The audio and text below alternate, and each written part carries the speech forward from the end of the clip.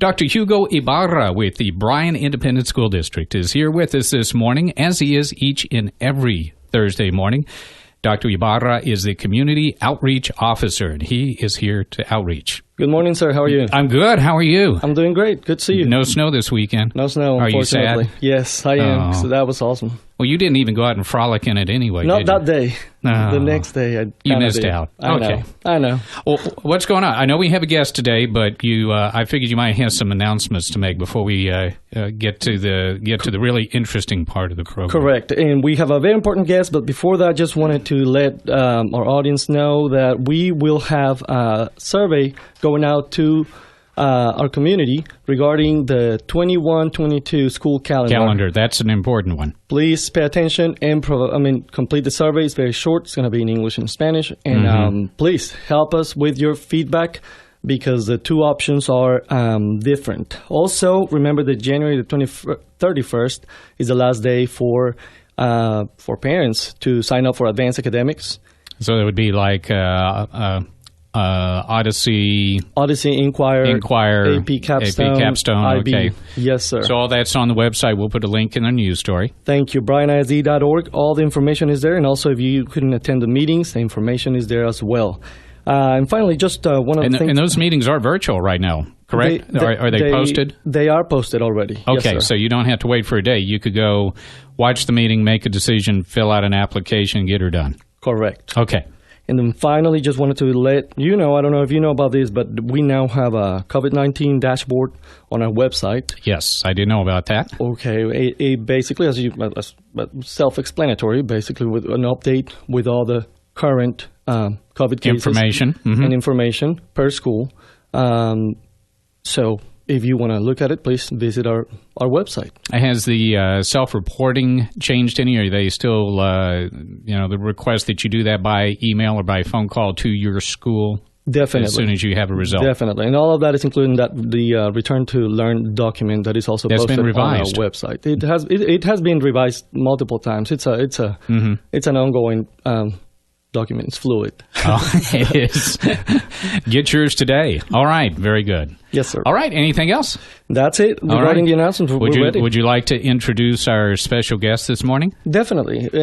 Well, we have a very special guest with us today, Felicia Benford. Miss Felicia Benford. She is, she is one of our trustees with the Bryan ISD School Board.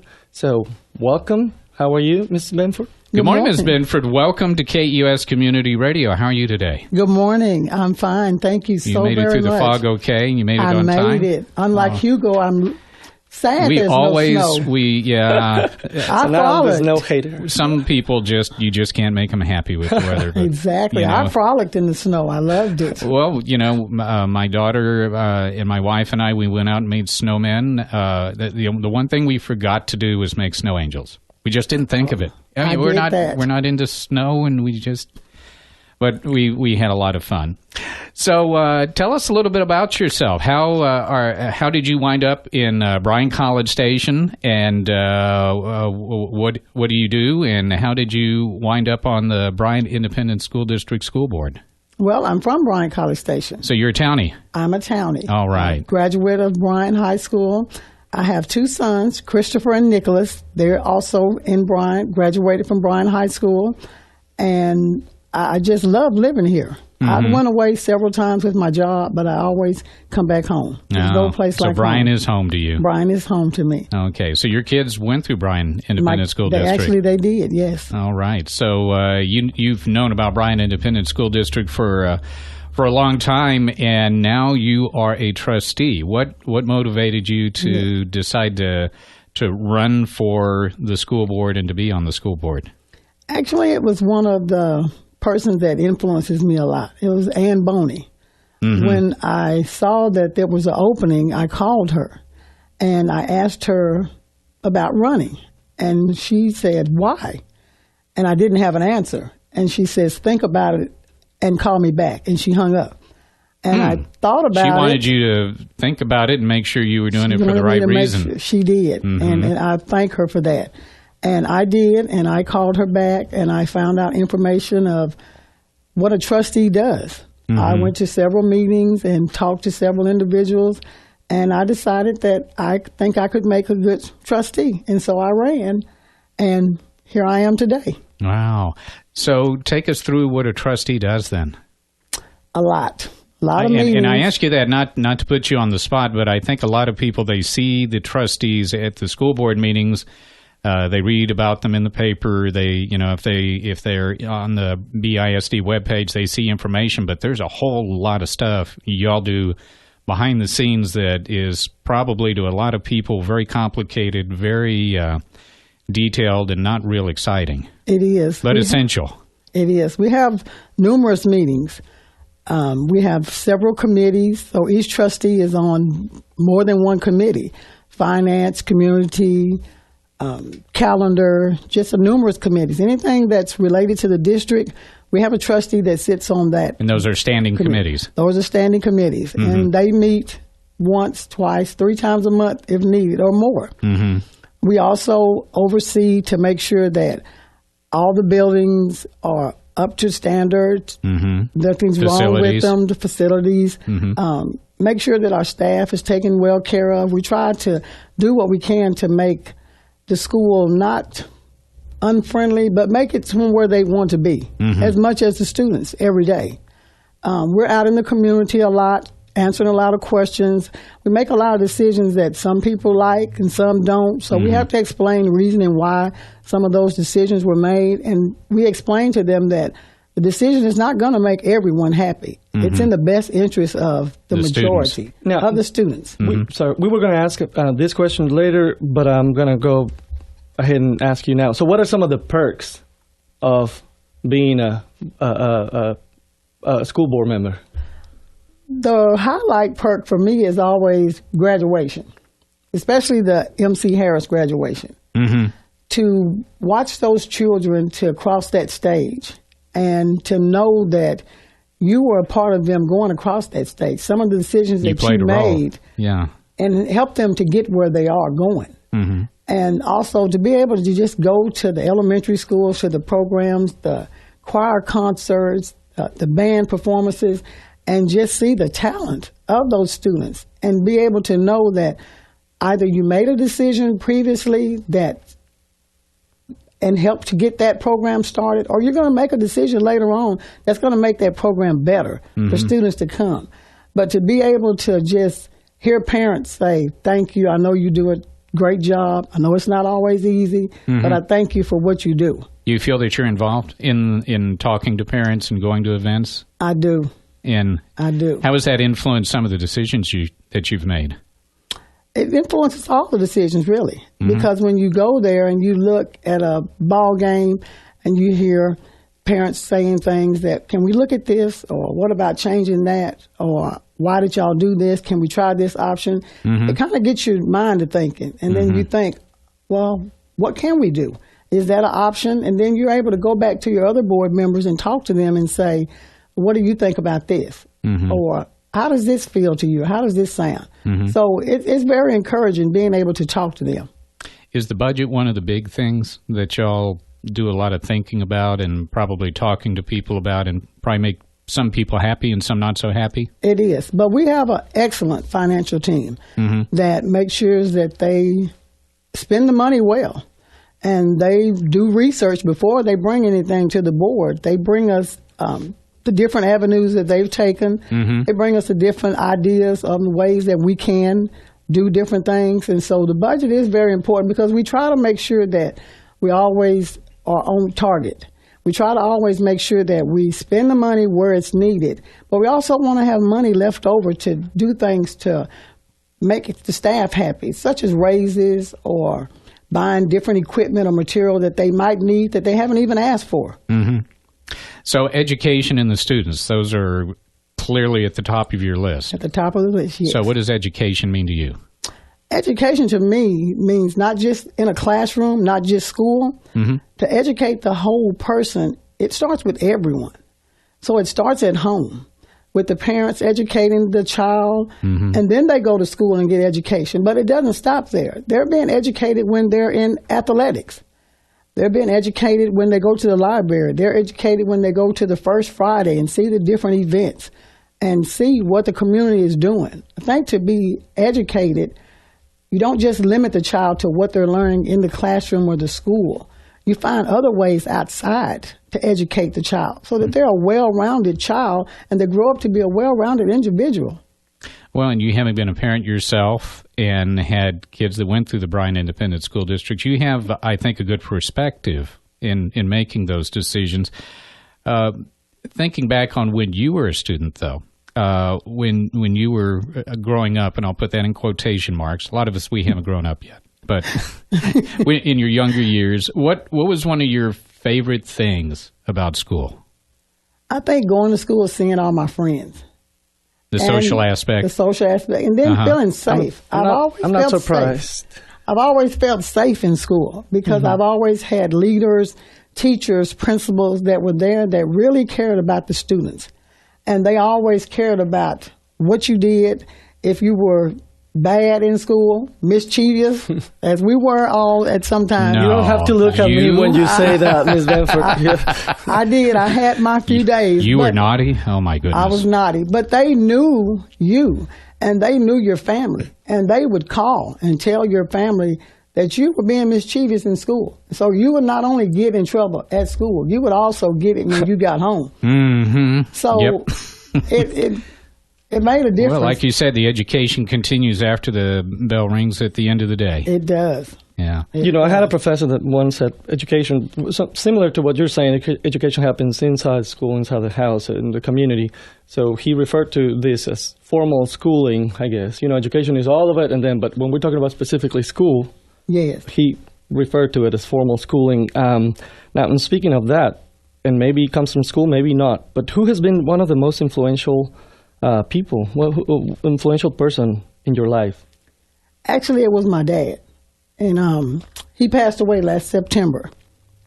But I saw him come from nothing, humble beginnings, no high school education at all. He served in the United States military and did that proudly. And he always wanted better, not just for us, but for all children. And to know that he was such a family man, because he served in the military and he took care of his mom and his sisters and brothers when he was away. And he never missed a beat. He never stopped caring about people, or he was just a good man. What was his name? Melvin Taylor. Melvin. Yes. Thank you. Wow. Well, that's a great story. So any teachers that you can think of that particularly inspired you or maybe changed the way you thought about the world or shaped you as a person? Mrs. Ribardo. She is the one that instilled in me the love of reading. And I still have that passion today. She always taught me that if you read, you can go anywhere you want to go. You can be anyone you want to be. A book can take you places that you may never go in life. But if you read the book in your mind, you're there. And I started reading, and to this day, that is one of the things that I love. When was that? What grade level? Do you remember? I was in high school. Okay. It took me to high school to start learning. But you got it eventually. The love of reading. Yeah. But eventually I got it. In this day and age of screens and videos, video games, and just stimulation, it makes me feel good when I see a kid reading a book, especially when it's our daughter, because we've stressed to her as much as we could that, you lose yourself in the book. You become part of the book. It's much more vivid than seeing it on the screen. So I'm glad that you had that inspiration. I did. And look at where it got you today. That's awesome.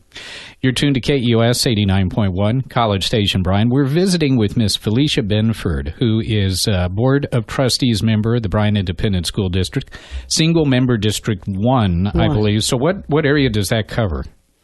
I'm over by the Palasota, Beck, all in that area. So that area near downtown? Near downtown, yes. Okay. Milan. Over Milan, Jones, yes. All right. So tell us a little bit about your day job, what you do there, and, I asked you earlier why you ran for the school board. Was there anything about what you do day to day that you feel like you bring with you to the school board that helps you be a better trustee?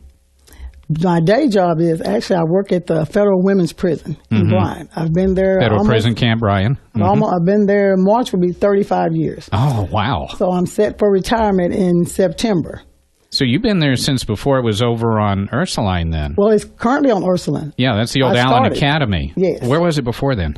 That was the first place. That was it. Oh, okay. So that was it. Man, I've been here longer than I thought I had. And if you haven't, or if you're not from the community, if you haven't been around that area, I mean, a lot of people miss it. Don't know that we have a federal prison here. They don't. That's correct. So what do you do there? I'm a senior officer specialist. Okay. So what does a senior office specialist do? A little bit of everything. I work in corrections. That you could say on the radio. I work in the correction. I work in the custody department. Okay. So I oversee. So you know a little bit about behavior then. A lot about behavior. And that's where I was headed with this. So you, you bring with you a sense of order then.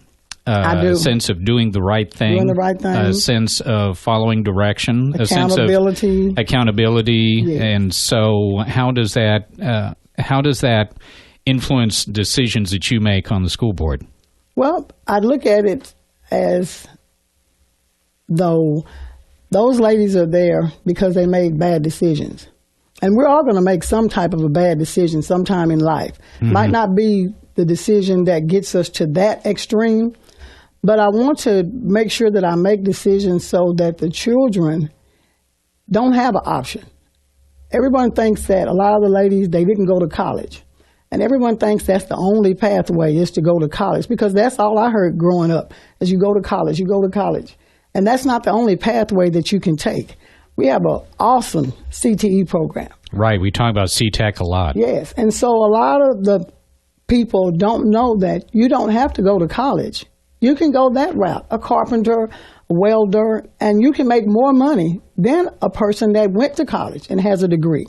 Yeah. And so I want to make sure that the students understand that you don't have to do drastic things to get yourself incarcerated.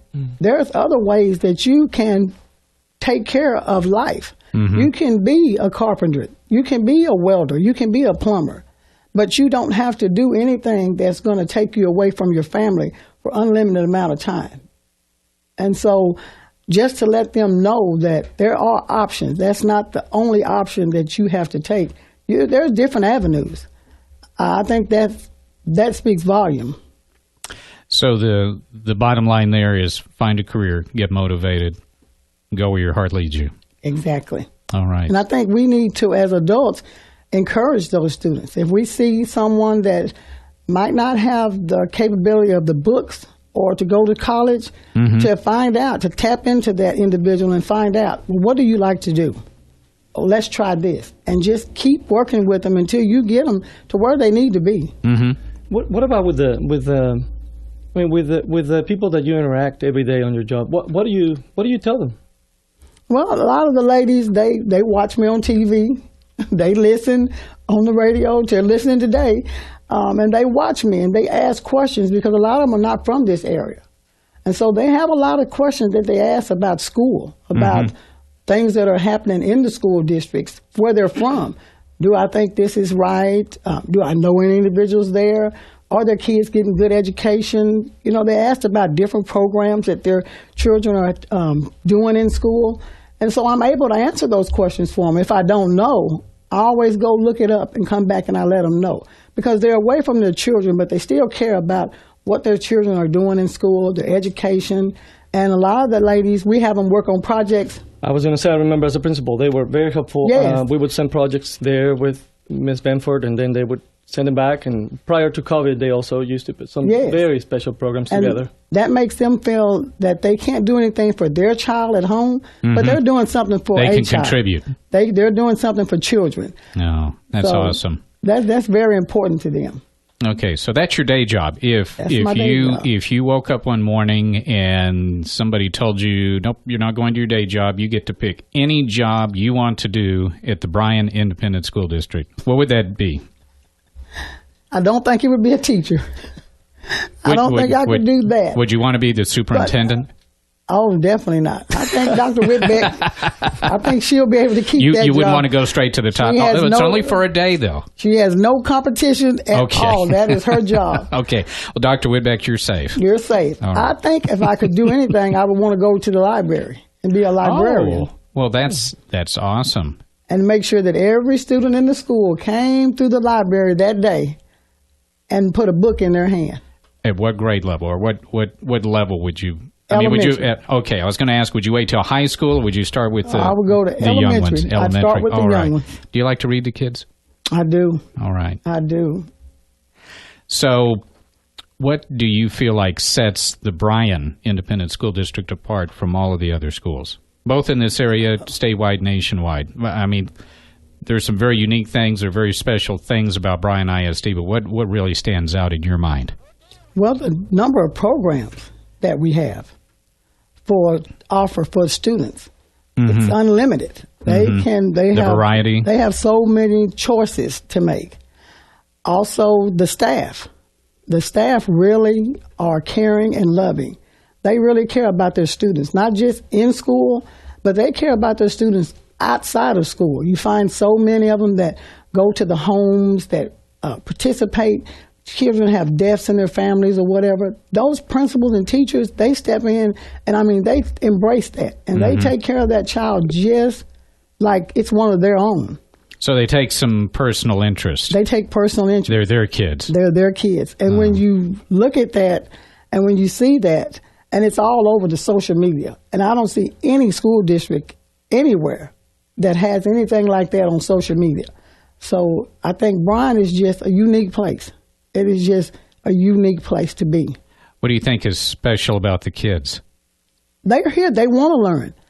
I look at that. I look at the numbers that we're given to say how many kids are coming back from online learning to inside the classroom.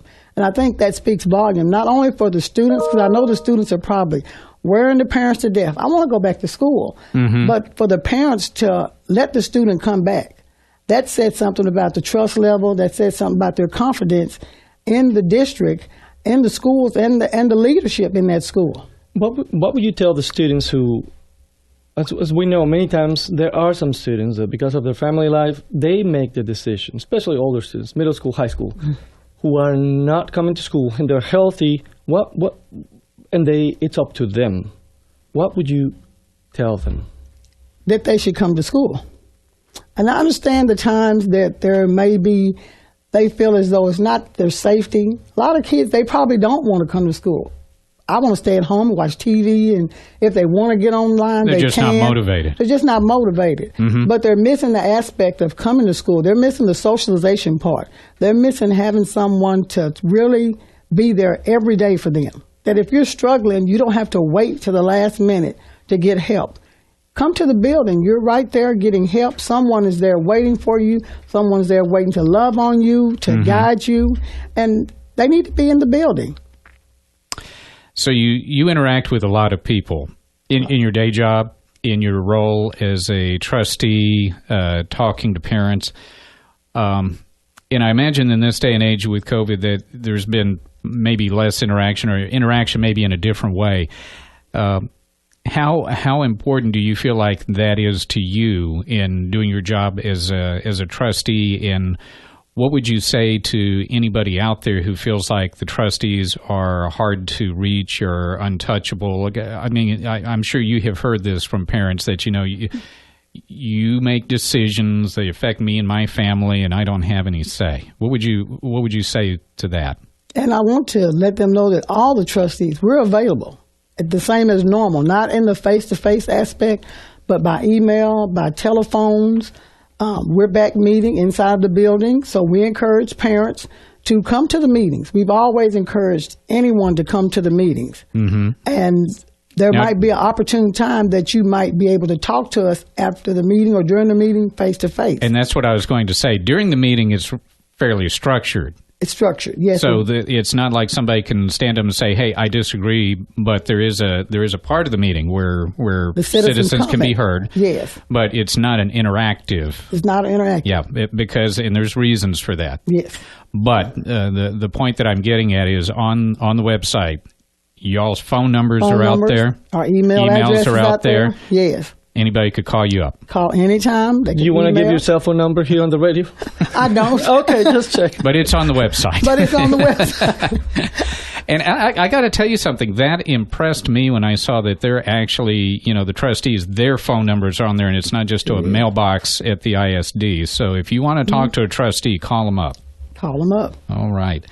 So what motivates you? What keeps you centered? What keeps you anchored? What keeps you motivated? My niece and nephews. It's family. Yeah, that's good to hear. And my granddaughters and my grandson.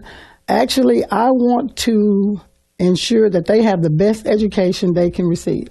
I want to let them know that there are options available to them, that they don't have to settle, or they don't have to just do what someone thinks is best for them. They make the decisions for them and do what they feel is best for them, for their career path. I try to make sure that I take them wherever I can go. I'm always dragging them around, but I want to show them that there's a life. There are things in life beside a video game or sitting in front of a TV, that they have to get out, meet people from all walks of life, all areas. Embrace the world. Embrace the world. Yeah. I remember Coach Jones from Bryan High School basketball talking to some of my students at Milam, telling them there's a different universe that you haven't seen. That you haven't seen. There are many different worlds. Worlds. And just trying to motivate them. It stuck in my mind. That was about 5 years ago. Yes. So, as we wrap up, you're in a leadership position. You're in the driver's seat. You're one of the drivers. Where would you like to see Bryan Independent School District go? What do you feel like your role is, and what would you like your legacy to be as a trustee on the Bryan Independent School District? I hope to leave it better than when I first started on the board. And I think that's every trustee wants to do that. They want to make sure that they make decisions so that when the time comes that they're not on the board, that legacy, that it continues on. And I want to always know that the decisions, the choices that I made, that they were the best of my ability, that they came from my heart, and that I made those decisions thinking that I was doing the right thing at the time. So I hope that when years come and someone says, Felicia Benford was on the school board, they can remember and say, oh, yes, I remember that year she was there, they did this, this, and that. And it's great. It's still working today. Well, all I can say is thank you. Thank you to you. Thank you to everybody else that takes the time to serve. I think there's a lot of behind-the-scenes work, as we mentioned. It's not just something cool to do, to be out in public, to ego candy. It's something. Yeah. It's something that you must be motivated to do. You must feel in your heart, and you must really want to do. And you have to be elected. Well, that's interesting to be elected. That's true. To become a volunteer who goes to all these meetings. But the point that I was making, though, is to get to the point where you are elected, you have to decide to run, and then running is not just it's not just a cakewalk either. It's not, and I appreciate my other fellow trustees. We have a wonderful working relationship. We get along. We care about one another. We talk all the time. We're together. It's not just because we're meeting and we're trustees. So you're a pretty good team. We're a good team. We're like family. We take care of one another, and we hold each other accountable to what we're doing and make sure that we stay on track to take care of what we need to do to make Bryan ISD the best district we can. All right. Children first always. Always. Children first to Bryan. Thank you very much. We've been visiting with Miss Felicia Benford, single-member District 1 Board of Trustees for Bryan Independent School District, and Dr. Hugo Ibarra, Community Outreach Officer for Bryan Independent School District.